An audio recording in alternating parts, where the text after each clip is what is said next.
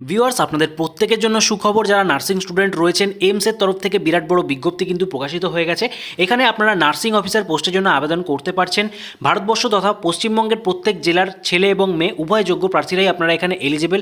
এক্ষেত্রে আপনারা কারা কারা ফ্রেশাররা আবেদন করতে পারছেন, কোন কোন ক্ষেত্রে আপনাদের এক্সপিরিয়েন্স লাগছে, সমস্ত ডিটেলস আজকের এই ভিডিওর মাধ্যমে আপনাদেরকে একদম স্টেপ বাই স্টেপ জানাবো। তার পাশাপাশি কীভাবে আবেদন করতে হবে, কত টাকা স্যালারি পাবেন, সম্পূর্ণ ডিটেলস জানতে হলে অবশ্যই ভিডিওটিকে একদম স্কিপ না করে দেখুন।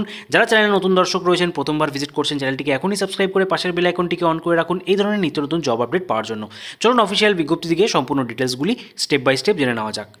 আমরা সরাসরি অফিসিয়াল নোটিফিকেশনে চলে এলাম। আপনারা দেখতে পাচ্ছেন উপরে ডান দিকে ডেট 22/1/2025 তারিখ, একদমই রিসেন্ট বিজ্ঞপ্তিটি অফিসিয়াল ওয়েবসাইটে প্রকাশ করা হয়েছে, যার ফাইল নাম্বারটাও এখানে দিয়ে দিয়েছে। প্রথমেই শো করছে আপনাদের ভ্যাকেন্সি অ্যাডভার্টাইজমেন্ট নম্বর, দেখে নিন 501 নম্বর অ্যাডভার্টাইজমেন্ট, যেখানে আপনারা অলরেডি যেটা থাম্বনেলে দেখেছেন এইমসের থেকে কিন্তু বিজ্ঞপ্তিটি বেরিয়ে এসছে। এইমসেই আপনাদের প্লেস অফ পোস্টিং দেওয়া হচ্ছে, যেখানে CAPFIMS এর আন্ডারে কিন্তু আপনাদের কন্ট্রাকচুয়াল ভ্যাকেন্সিতে নিয়োগটা করা হচ্ছে নিউ দিল্লি এইমসে, এবং সমস্ত পোস্টের যে রিকোয়ারমেন্ট রয়েছে, এলিজিবিলিটি ক্রাইটেরিয়া, তার ডিটেলস নিচে উল্লেখ করে দিয়েছে।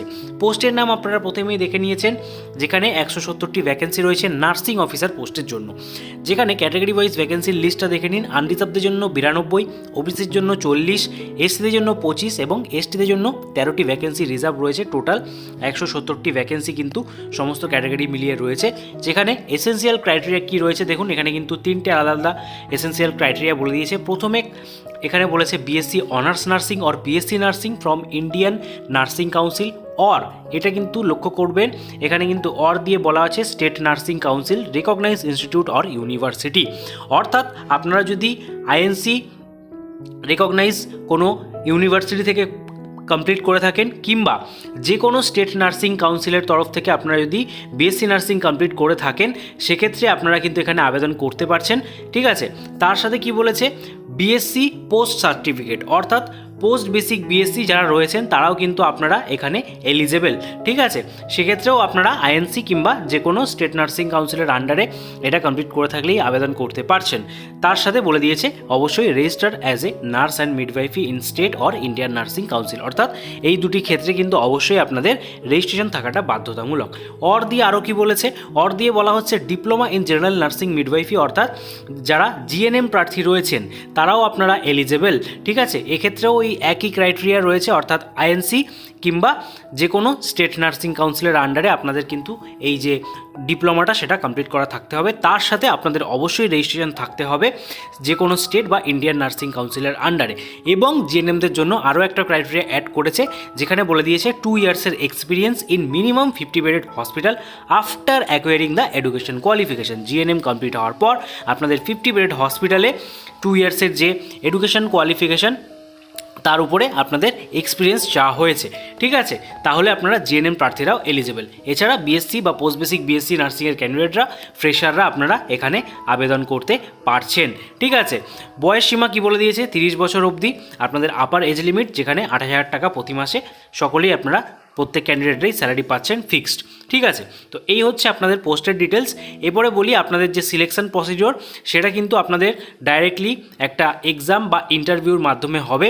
সেক্ষেত্রে আপনারা যারা যারা আবেদন করবেন, সেখান থেকে শর্টলিস্টেড করে আপনারা যারা যারা সিলেক্টেড হবেন তাদেরকেই কিন্তু ইমেল এবং টেলিফোনের মাধ্যমে পরবর্তী যে প্রসেস রয়েছে সেটা জানিয়ে দেওয়া হবে। ঠিক আছে, তো এর জন্য আপনাদের যে আবেদন প্রক্রিয়া সেটা জেনে নিতে হবে।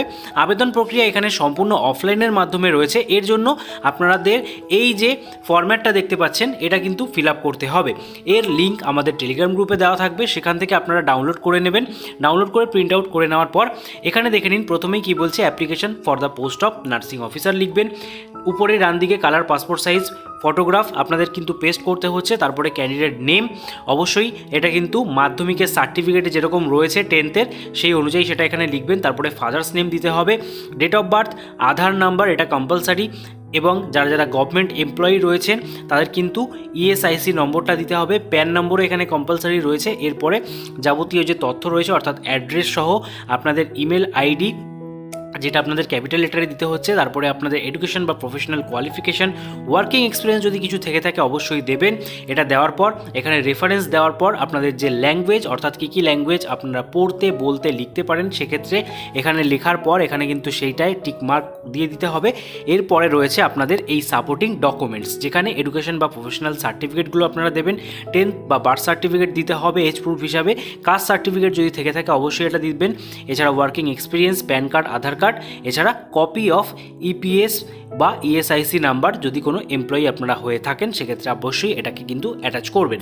ঠিক আছে, এটা দেওয়ার পর আপনাদের এখানে দেখতে পাচ্ছেন ক্যান্ডিডেট সিগনেচার রয়েছে এবং সম্পূর্ণ ফর্ম্যাটটি কমপ্লিট হয়ে যাওয়ার পর এটিকে ক্লোজ এনভেলপের মধ্যে ভরে আপনাদের পাঠিয়ে দিতে হবে নির্দিষ্ট অ্যাড্রেসে। ঠিক আছে, অবশ্যই এটা কিন্তু আপনাদের পাঠিয়ে দেওয়ার যে লাস্ট ডেট সেটা দেখে নিন।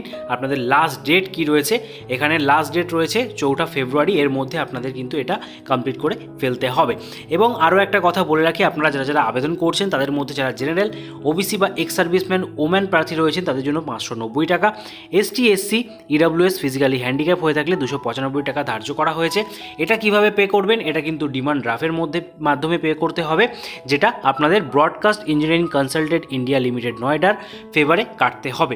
ঠিক আছে, যে কোনো ন্যাশনাল ব্যাংকে গিয়ে আপনারা কিন্তু এটা করে নিতে পারেন এবং তার কপিটাকেও আপনাদের এর সাথে কিন্তু অ্যাটাচ করতে হবে। ঠিক আছে, তো এই হচ্ছে সম্পূর্ণ প্রসিডিওর। আপনারা যারা যারা চাইছেন অবশ্যই এখানে আবেদন করতে পারেন। এই রিলেটেড কোনো রকম যদি কোয়ারি থাকে অবশ্যই এখানে টোল ফ্রি নাম্বার রয়েছে, এই নাম্বারে কন্ট্যাক্ট করে আপনারা কিন্তু এই রিক্রুটমেন্ট রিলেটেড যাবতীয় তথ্যগুলো জেনে নিতে পারবেন। আশা করছি ভিডিওটা আপনারা এতক্ষণ অবধি দেখলেন। অবশ্যই হেল্পফুল হয়ে থাকলে একটি লাইক দেবেন এবং সকলের মাঝে বেশি করে শেয়ার করে দেবেন। তার পাশাপাশি নিত্য নতুন জব আপডেট পেতে আমাদের টেলিগ্রাম গ্রুপে যুক্ত হয়ে যাবেন।